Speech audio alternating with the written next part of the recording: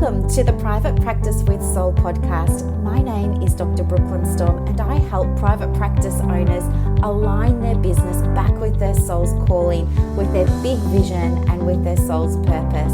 Unlike other private practice coaches, I've traveled the world in search of spiritual resources, spiritual tools, education and information so that you can have the transformation that your soul desires and needs so that you can up-level your business. How much fun is this? I love it so much. Guys, if you're not already a member of the Private Practice Monthly Mentorship Group, please check out the show notes. I would love for you to be there. In the meantime, thank you so much for pushing play today. Let's begin. Good morning, everybody, and welcome to another episode of Private Practice with Soul.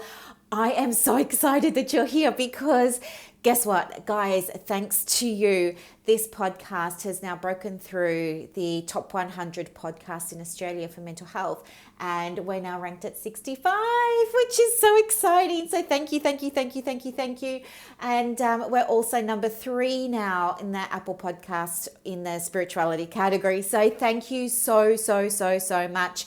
To celebrate these amazing push-throughs with the rankings, I sent out a thank you and a gratitude email yesterday to everybody on my list, and I offered the first 3 people, because we're ranked 3rd, I offered the first 3 people who responded to that email the chance to have a private coaching session with me, one-on-one, just to sort out their private practice and see how they're going. And man, I was inundated with responses. So I want to say a very big congratulations to Ali, to Larissa, and to Sarah. I'm so excited to catch up with all of you.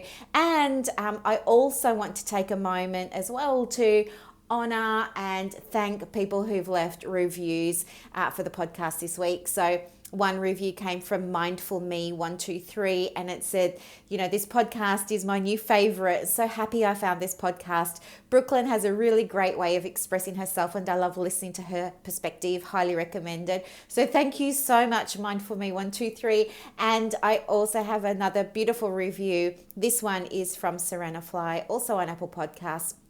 It says, very informative. They're both 5-star reviews. And this one says, Brooklyn tells it how it is and has extremely valuable wisdom to share with those launching and creating success in their business. Love having so many to binge now I've discovered her podcast. Guys, you have no idea how energized I feel because when you host a podcast, as many of you are, you know what it's like. You kind of do it in your study and it's just you and, well, I talk to a mirror. Because I like to have somebody to talk to. I'm either talking to a mirror or I'm talking to Gabe, my wonder dog down here, my 4-legged fur baby. And so when you get some feedback like that, it makes you feel like you're less alone in the podcasting world. And it's just really beautiful to feel like there's that energy of giving and receiving. And it's just so beautiful to feel like you're part of something so special. So thank you very, very much. But let's get on with the show. So today I want to talk with you about how to problem solve in your private practice. And, I think this is something that's not really discussed that much, is it? I think what tends to happen is we go off on tangents talking about all of these different things. But at the crux of it, I think the overarching issue is how on earth are we meant to be problem solving when a lot of us are in private practice by ourselves? Or even imagine being in a partnership or when you're running a group private practice, how on earth are you guys all meant to solve the day-to-day problems and the bigger problems that come up? And I think this is really important as well because, we're on the tail end of the financial year here in Australia, and I know a lot of you have already made your plans for the next 12 months for the upcoming financial year, which begins for us on the 1st of July, doesn't it? But it's really important to have an understanding of what's going to work for you when it comes to problem solving, because here's the thing, I think when you don't have a great awareness of what's going to work for you, I think that's in part what contributes to that sense of overwhelm, isn't it? It's that feeling trapped, feeling stuck, not knowing which way to turn. And, it's that feeling that I think in some ways of confusion and perhaps powerlessness. You're not really sure what to do. And so it all just starts to feel really hard, really heavy. That's when sometimes the dread can come in, or even, heaven forbid, the anxiety, the angst of, oh my gosh, what if this happens? Or what if that doesn't happen? Or should I be doing this? Or shouldn't I be doing that?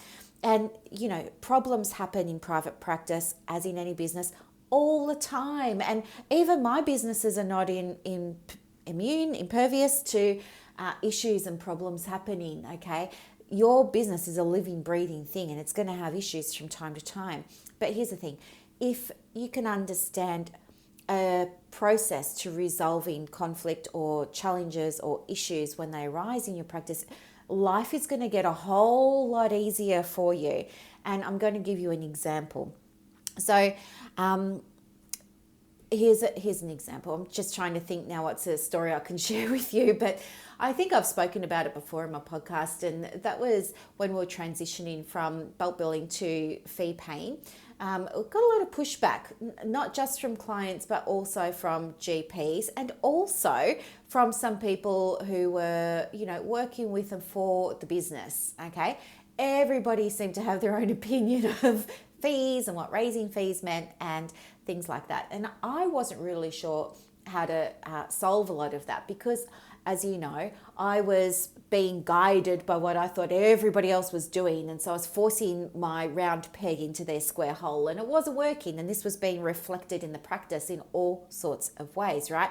Your business is a reflection of your inner world. And if you're confused on the inside, if you're not operating in a way that feels right for you on the inside, then how on earth are other people going to confidently follow the directions that you're giving them? It's not going to happen. And I'm speaking from experience. But let me talk to you today about a situation where a client didn't want to pay her outstanding invoice, just didn't want to pay it. She had, signed on to have the counselling at the practice. She'd signed the consent form. She had informed consent. She knew about our terms and conditions. She knew about cancellation policies and fee policies and things like that. Now, again, it's a topic for another episode, and I will come back to it, I promise. But I don't believe in all of this business around. I just don't get why some practice owners complicate cancellation fees. And I'm going off on a tangent, but bear with me. I don't know why they complicate the cancellation fees, because it's confusing for them, it's confusing for admin, and it sure is eggs confusing for your clients when you have a cancellation policy that says 24 hours, but if there's an emergency, then we'll waive it. Or if it's 48 hours, then you're only going to pay 75%. And if it's 36 hours, then you'll only pay 12%. And if you're on a low income, then you're only going to pay 10%. And it's crazy. I don't know why people do it. At my practice, what works for me is I just have one fee. That's it. But anyway, she had, been informed of all of the policies around cancellation fees, around attendance, around booking her appointments, around SMS reminders, email reminders, all that sort of stuff before she started. It was all good. Then what started to happen was she started booking appointments and then not turning up. And so we were sending off the invoice and it wasn't getting paid. And then she'd ring up and she'd say, oh yeah, I'm aware I've got the invoice, but I want another appointment and I really need this appointment. And so admin would say, oh, all right then, but you do need to pay for your outstanding, cancellation. Oh yeah, I'll do it. Come down and have the appointment, wouldn't do it, right? Wouldn't pay. And so anyway, what ended up happening was it became quite messy, because then she'd ring up the practice and she'd be irate, like really aggressive, really angry, sending me aggressive emails, hostile emails. How dare you charge me this fee? Who do you think you are? This is not okay. And then the next email would be, hat in hand, apologizing. Oh, I'm so sorry. I know I shouldn't have said those things to you, but I'm just really struggling right now. And anyway, needless to say, it caused a lot of headache, not just for me, but for admin. It meant we had to review all of our policies. It meant we had to update everything, because we realized that our policies weren't accommodating people who were perhaps this way inclined. where they were having their dramas and they weren't complying with our policies yet, still wanting all of the services. And so, yeah, it required a big overhaul of stuff, right? But while it was all happening, we're all just trying to follow the policies and the procedures that we had in place while holding a safe space for the client, trying to help her feel supported. But it was really triggering because it's not nice to receive those emails as a practice director, especially when you're already feeling overworked and you're already feeling like you don't have enough time for admin. I mean, I have a day a week where I do my admin now. But even now, sometimes people are getting cranky because it's like, well, I emailed you 2 days ago. Why haven't you emailed me? And there's like 5 emails from them in the inbox. So it's around really being very clear with people now around what my availability is to deal with the admin. That's fine. That was a lesson that I learned. But the thing that I learned was that as a result of all of this happening with this particular client, although it was really hard for me at the time because I was so emotionally triggered, I felt so conflicted. Of course I'm a helper, and of course I have empathy, and of course I wanted to support this woman, but at the same time I'm running a business, and every time she's booking an appointment, not coming and not paying, it's costing my business money. It's taking away space from somebody who's on my waiting list who really does want an appointment. You know what I mean? All that stuff came up. And what I ended up doing was going outside for help. And by that, I mean, I was jumping into the Facebook groups going, what should I do, guys? And everybody was, jumping in and giving me advice, which was not unsolicited. I had asked for that advice. But I came away from those posts going, I wish I never asked the question, because it seemed like every man and his dog had a different opinion of what I should be doing, what I shouldn't be doing. It brought up even more emotional triggers for me and had me increasing my self-doubt. My confidence plummeted even further. I was questioning whether I was behaving ethically or not, because that had been raised, of course, people saying, oh, is it ethical, and da-da-da-da-da. And then, you get this sense of fear, don't you? Fear around, am I doing the right thing? Am I not doing the right thing? What would the right thing be? And I came away from there feeling less clear than when I posted the question in the first place. And then I spent the weekend just almost in a state of mental torment. I couldn't get it out of my mind. I felt so confused and conflicted about what to do. But here's the thing.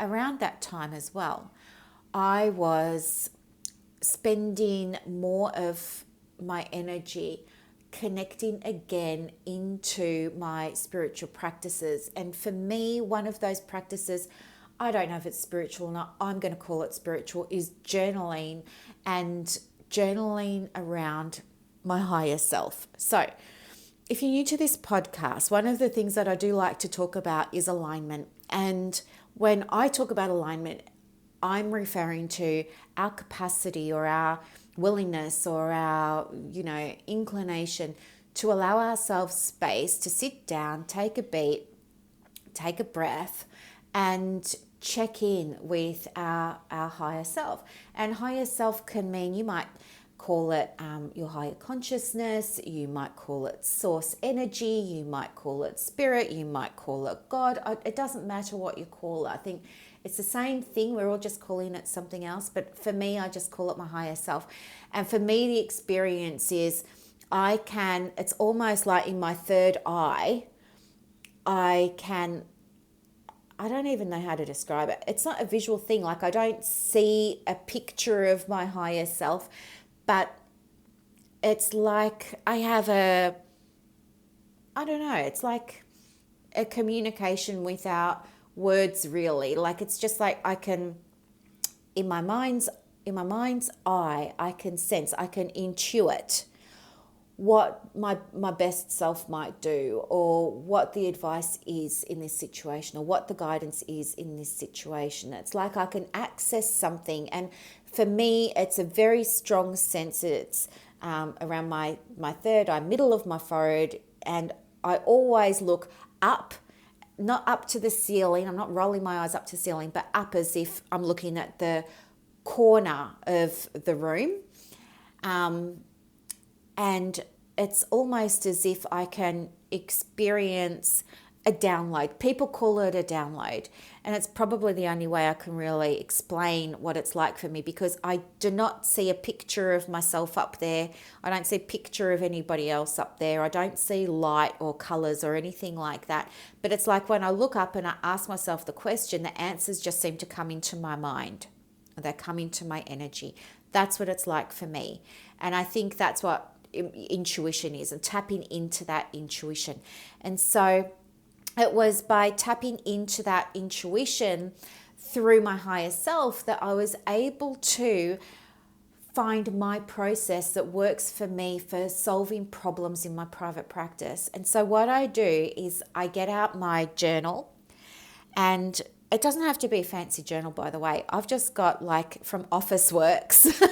I think in America and Britain, like you guys have got Staples, but we've got Officeworks out here. So I just got Officeworks, and I just got a spiral bound book because I like to be able to flip the pages over and flip the book over and write on both sides of every page. And what I'll do is I just get my pen and I will just write out, what would my higher self do in this situation? How would my higher self handle this? And then I just let my hand start writing, and I just see what comes up. And it's almost as if I don't know how to say it without sounding weird, but it's almost like I'm just observing what's coming onto the paper. I'm not consciously coming up with the ideas or the information. I'm just allowing my intuition to come into my mind, out through my hand, out through my pen, onto the paper. And I'm reading it as it's coming out onto the paper.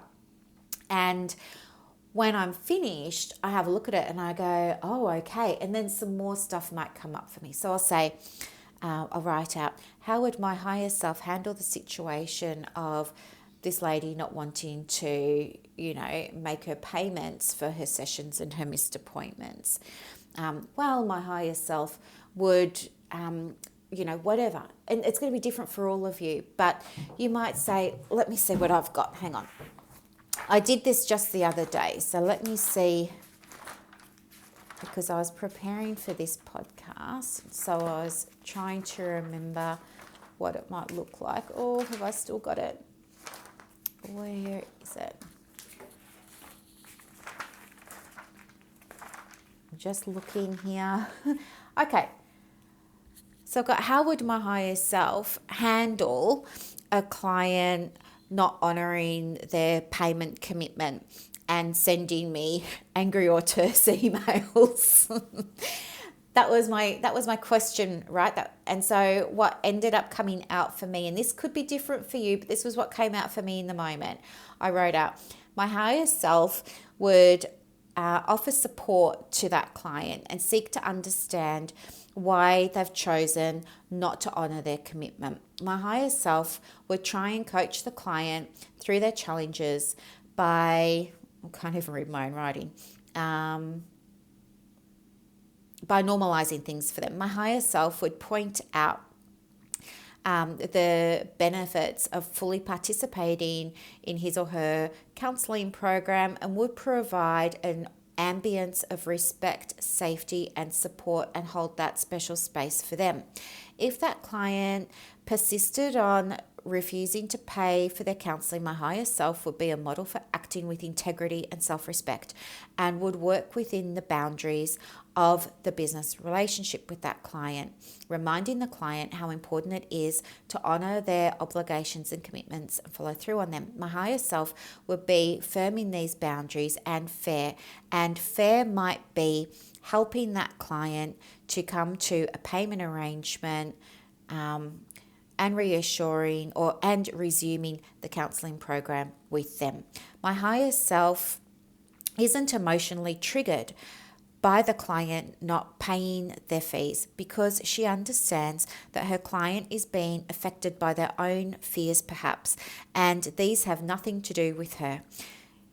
She honors the process of transformation being a beautiful yet also uncomfortable experience at times for clients, and is okay supporting clients in their fear without making it about her. Right? So that's what I journaled out. Now, you might have something completely different, but I just wanted to give you an example of what the process might look like for you. And what's really beautiful about this is when you try and access that intuitive side and you allow the downloads to come through, you allow that inspiration to come through and you write it out, guess what? You don't have that emotional charge anymore. You don't have that emotional trigger on it anymore. That is removed and it's just a thing. It's not a good thing. It's not a bad thing. It's just a thing. The situation is now just a thing. There's no energetic emotional charge attached to it anymore. Okay? And I think that that is incredibly powerful because when you're running your private practice, it's so important that you've got your wits about you and it's so important that you can think clearly. And it's so, so, so important that you live your authentic truth, right? And you can't do that if you're not listening to your intuition, if you're not tapping into that guidance. And I don't even know how else to explain it more clearly. You have to be able to align how you're showing up in your business with your intuition. That's what your higher self is. That's what alignment is. Alignment is the business marries up. The business is in sync with your values, and those values come out through something like an exercise such as tapping into your higher self, tapping into your higher consciousness, tuning into your intuition. And guys, you don't have to use a journal prompt. Journal prompts are just how I tap into my intuition. But you could absolutely do a meditation. You could absolutely do a meditation and see what comes up for you in terms of how you might handle a particular problem or a challenge in your business, and allow yourself to receive that guidance in the meditation. And when you come out of the meditation, act on it.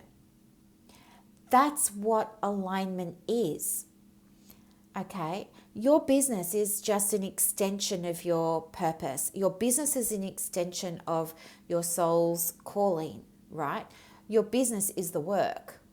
In a beautiful way, your business is the work. But you can't be doing that if you're not connected. And you want to have, it's by having that connection back into your soul consciousness, back into your higher self, back into your intuition, that's going to bring that business into alignment and make these problems go away. These problems are going to go away for you. I want you to have a private practice where you feel confident and competent in dealing with whatever is going to come up. And that doesn't mean going and asking people for help all the time and going and asking other people what they would do, because guess what? Their business is unique to their purpose. Their business is unique to their calling. Their business is unique to their soul's work. So it doesn't matter what they're doing. It's got nothing to do with you. Stop asking them. Come back home to yourself. And by tuning into your intuition, by tuning into your awareness, by accessing the answers from within, you're going to cultivate trust with yourself, trust with the universe, faith with yourself, faith in your soul, faith in your purpose, faith in your calling, confidence within yourself, confidence within the actions that you choose to take. And guess what happens then? You have a beautiful ripple effect in the external. Right? Imagine all the good things that are going to happen in your business because you allowed yourself a chance to anchor into your purpose and act on it.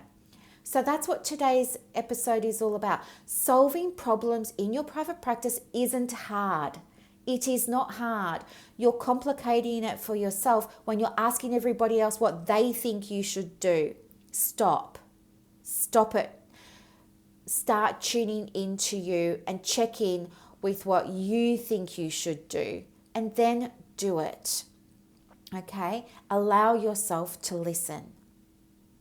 This is the information that I'm sharing with you is probably not going to be for everybody. I am speaking to the private practice owners who are thinking about alignment, who are curious about how they might use it to solve problems in their private practice. And I'm speaking to people who already get and understand this stuff, right? Because you know that the change is possible. You know that you can do it. You know that the answers are always available to you. It's just ego, fear that gets in the way of you allowing yourself, one, the opportunity to tap into that higher consciousness, and two, the opportunity to actually act on it.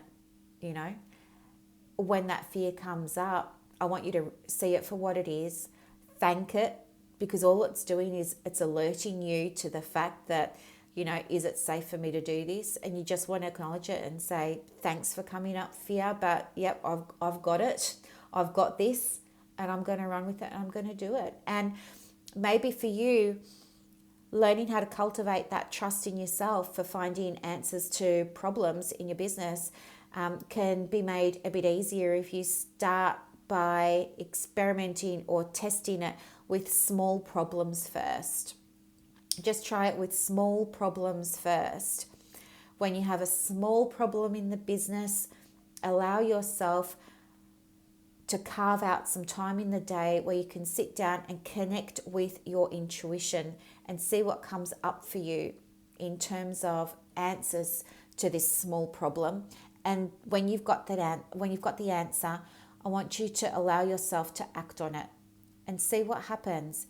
If it works out, fantastic. Let's try it again the next day with the next problem that comes up, and build that muscle of trust. Build that muscle of inner belief. Build that muscle of inner confidence. Build that muscle of your intuition.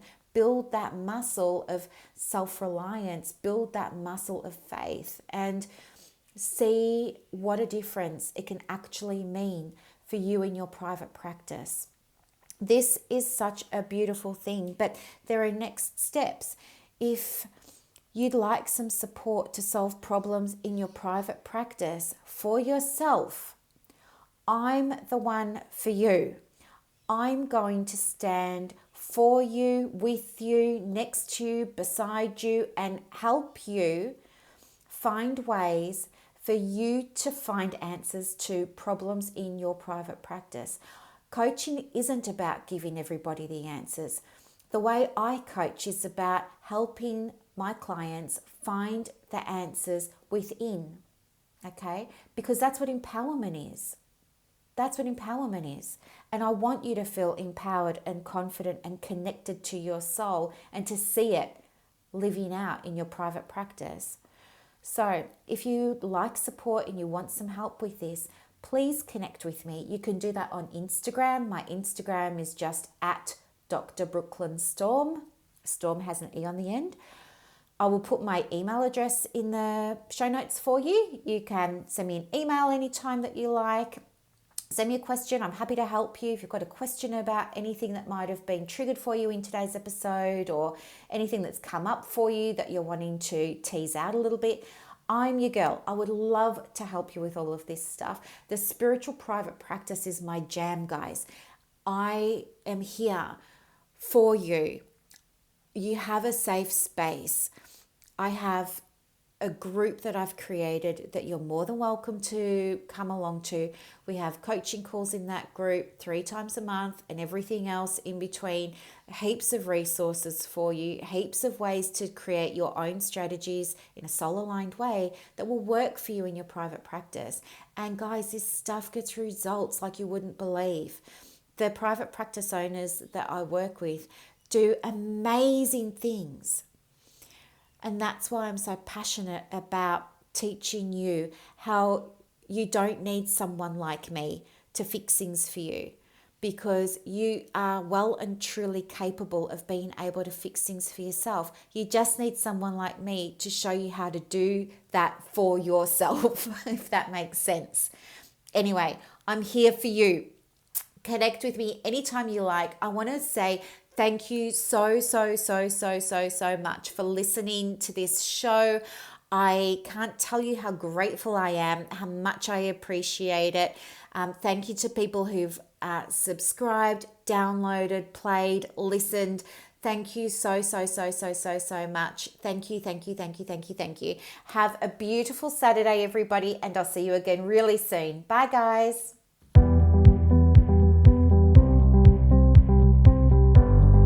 Thank you so much for listening to this episode of the Private Practice with Soul podcast today.